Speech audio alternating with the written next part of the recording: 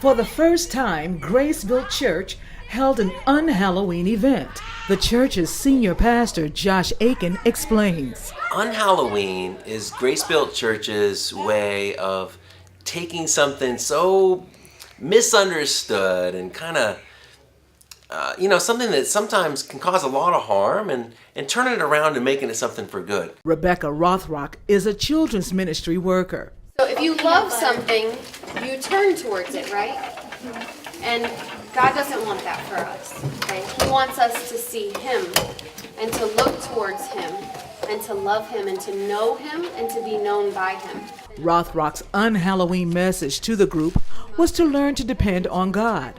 Her assistants, Nate and Christian Reed, were also in costumes. I am Spider-Man. It just means that it's a safer way for the kids to have fun and go get candy and have fun with their friends. Minnie Mouse shared with me her costume is similar to her son's outfit. My son is Mickey Mouse, and I like to have fun with my son.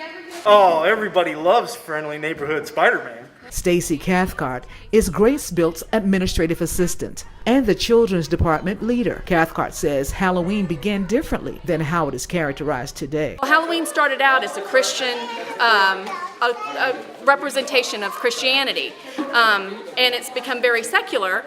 I think that Christ has gotten left out of a lot of the holidays, and Halloween's no different, so we figured if we brought it to church and gave the kids a Bible lesson, it would put a little bit more of Christ back into the holiday. There's a lot of bad things that go down on Halloween.